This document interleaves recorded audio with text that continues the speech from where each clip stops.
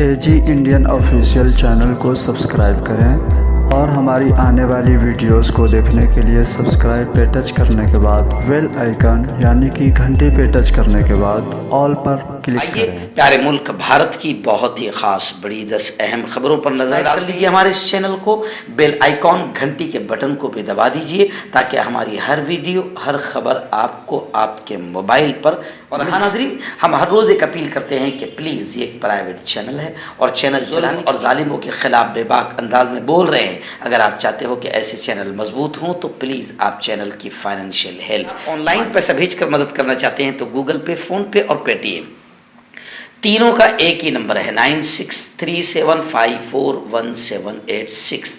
अल्लाह ने जो भी आपको ताकत दी है उस एतबार से हर दिन या हफ्ते में या महीने में एक बार ही सही मजबूत कीजिए, हमारा साथ दीजिए। नाज़रीन, इस वक्त पहली बड़ी खबर मेरी निगाहों के सामने आ रही है फिल्म दी केरला स्टोरी, जो एक नापाक और एक घटिया फिल्म है जो मुल्क के अमन को, शांति को ख़राब करेगी। इसके खिलाफ जमीयत उलमा ने सुप्रीम कोर्ट का दरवाज़ा खटखटाया था, लेकिन सुप्रीम कोर्ट ने हिदायत दी कि पहले आप केरला कोर्ट में जाइए। तो अब फिल्म दी केरला स्टोरी, इस नापाक फिल्म के खिलाफ केरला हाई कोर्ट में बाकायदा जमीयत उलमा अरशद मदनी ने पिटीशन दाखिल कर दी है।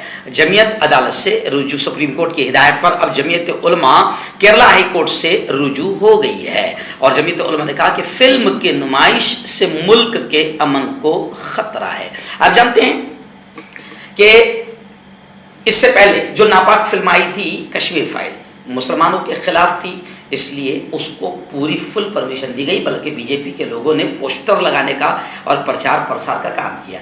ऐसी ये भी जो फिल्म है ये भी मुसलमानों को बदनाम करने के लिए, इसलिए इस पर कोई रोक लगाई नहीं जा रही है। जबकि फिल्म दी केरला स्टोरी में जो कुछ बताया गया सब झूठ है।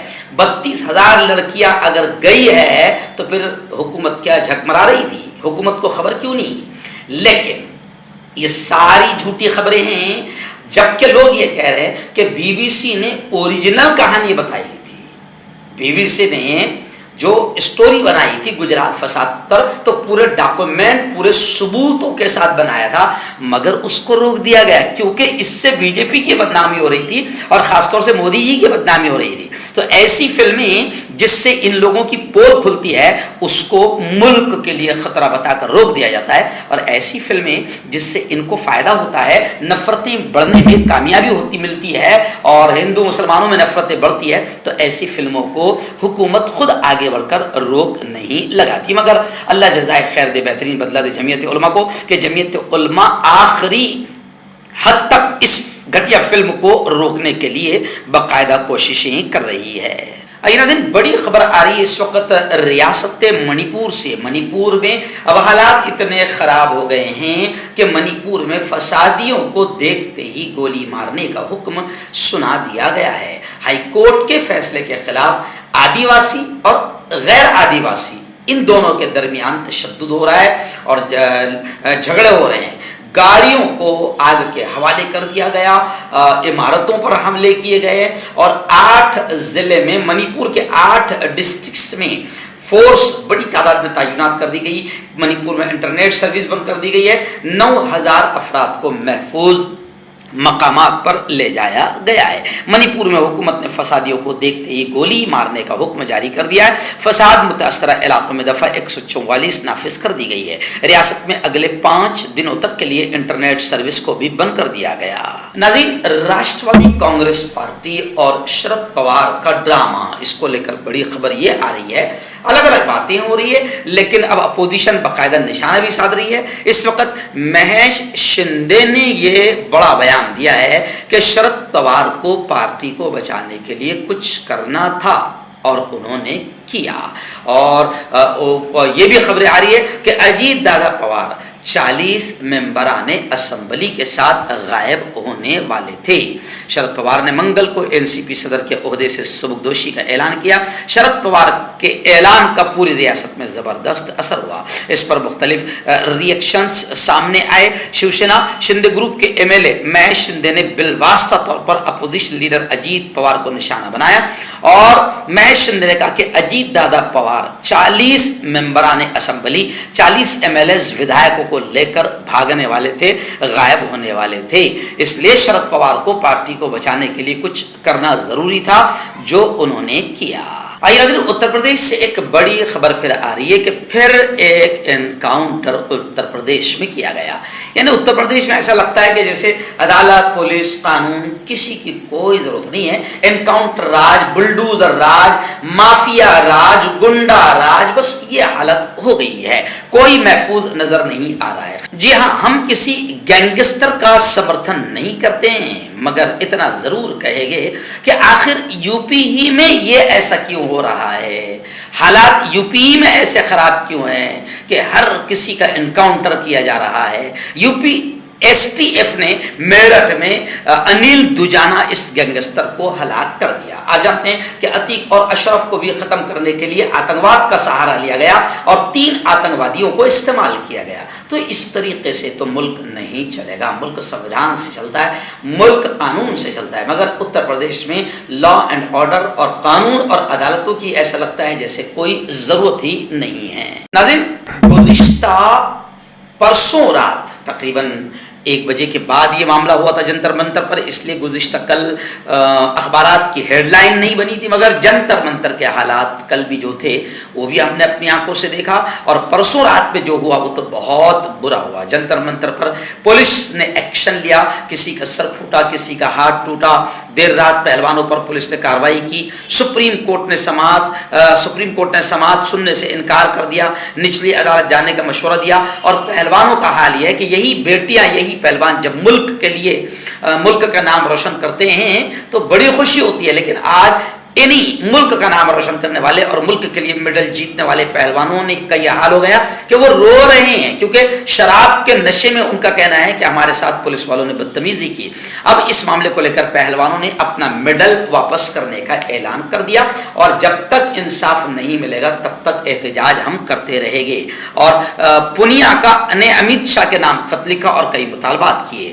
حامیوں اور سمرتھکوں کی آمد کو روکنے کے لیے دلی بارڈر کو سیل کر دیا گیا ہے، سخت سیکیورٹی لگا دی گئی ہے، خواتین کمیشن بھی متحرک ہو گئی۔ سواتی مالیوال نے بھی اس جنتر منتر کا دورہ کیا۔ ایکچوئل میں اب پہلوانوں کے سمرتھن کے لیے ملک کے الگ الگ کونوں سے لوگ پہنچنا چاہتے ہیں، لیکن امیت شاہ اور بی جے پی اتنی گھبرائی بھی ہے کہ اب دلی کی ساری بارڈر کو سیل کر دیا گیا۔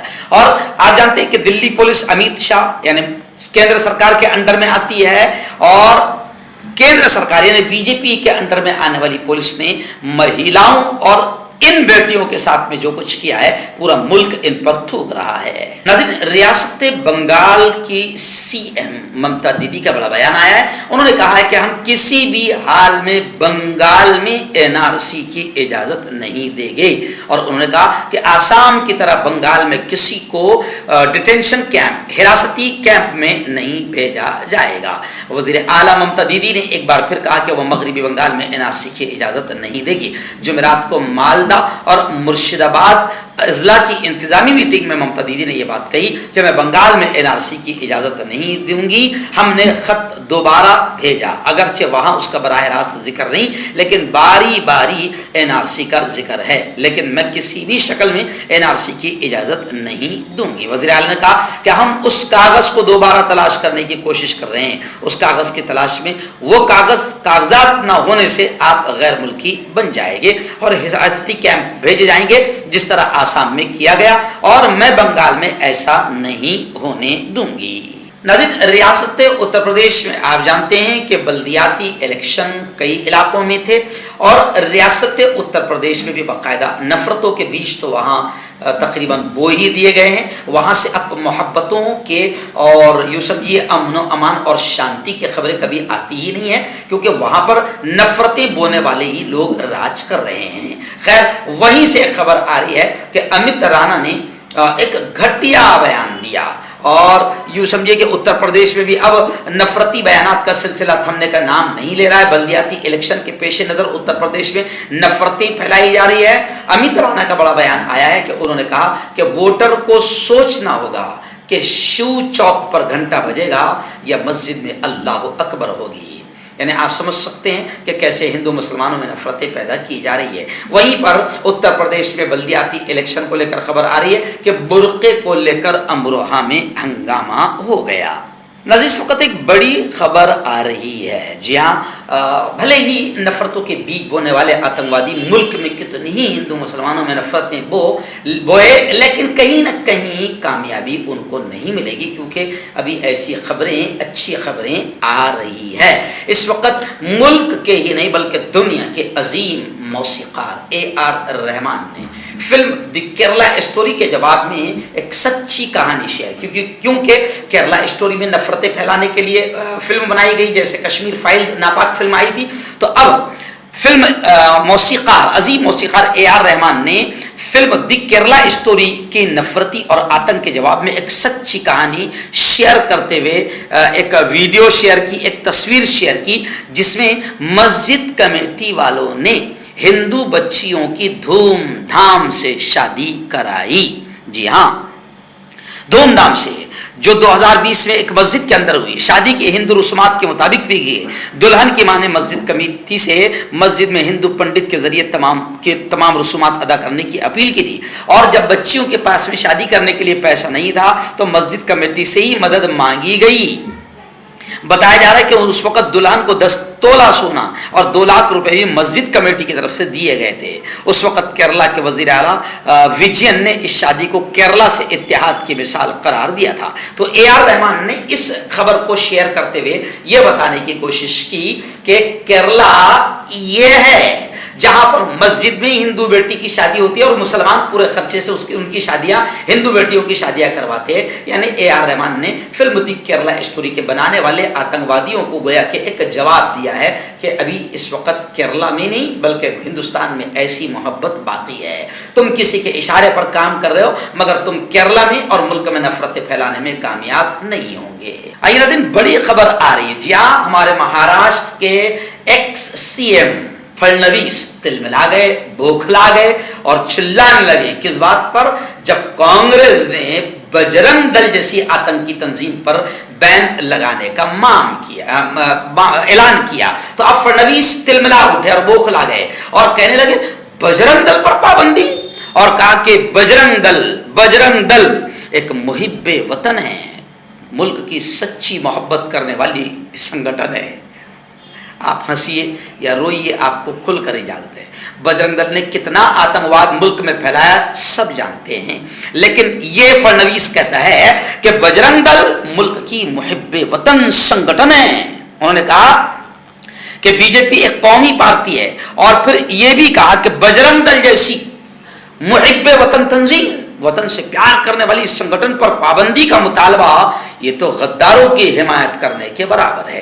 अब फडणवीस से कोई पूछे कि बजरंग दल की कोई मुल्क से मोहब्बत की एक आध मिसाल तो दो, क्योंकि आज तक तो जितने लोग देख रहे हैं सिवाय आतंकवाद के बजरंग दल ने कुछ नहीं किया है। हर जगह नफरतें फैलाना, मस्जिदों में भगवा झंडे लहराना और डीजे बजाना, मुस्लिम मोहल्लों में जुलूस के नाम पर और त्योहारों के मौके पर घुसकर आतंकवाद फैलाना, दंगे फसाद करना, ये बजरंग दल की पहचान बन गई है। लेकिन जैसे ही अपनी, क्योंकि बजरंग दल से बीजेपी को सपोर्ट मिलता है ना, जितना माहौल खराब होता है बीजेपी का फायदा होता है, तो बजरंग दल पर जैसे ही पाबंदी की बात की गई तो फौरन फडणवीस तिलमिला उठा और बयान देते हुए कहने लगा कि बजरंग दल जैसी वतन से मोहब्बत करने वाली संगठन पर पाबंदी ये तो होने नहीं देंगे। यानी अपने पिल्लों पर जब आंच आने लगी तो आका तिलमिलाने लगे। आखिरी बड़ी खबर इस वक्त मेरी निगाहों के सामने मुंबई यानी महाराष्ट्र से आ रही है। रियासत महाराष्ट्र के दबंग और कद्दावर नेता नानाजी पटोले, जो कांग्रेस के प्रदेश अध्यक्ष भी महाराष्ट्र के, उन्होंने कहा कि असेंबली का अगर खुसूसी इजलास नहीं बुलाया गया तो फिर रियासतगीर पैमाने पर बड़ा आंदोलन किया जाएगा। कांग्रेस ने धमकी दी और यह भी कहा नाना पटोले ने कि बीजेपी हुकूमत मुंबई की अहमियत कम करने की मुसलसल कोशिश कर रही है। महाराष्ट्र को दरपेश मसाइल पर बहस के लिए कांग्रेस लीडरों के एक वफ्द ने रियासत के गवर्नर से मिलकर असेंबली का दरवाजा 2 रोज़ा खुसूसी इजलास बुलाने की अपील की है और कहा है कि हमें उम्मीद है कि बहुत जल्द असेंबली का खुसूसी इजलास बुलाया जाएगा, और अगर असेंबली का खुसूसी इजलास नहीं बुलाया जाएगा तो फिर धमकी दी कि रियासतगीर पैमाने पर आंदोलन होगा। بی جے پی کے تعلق سے یہ بھی کہا کہ بی جے پی ممبئی کی اہمیت کم کرنے کی مسلسل کوششیں کر رہی ہے۔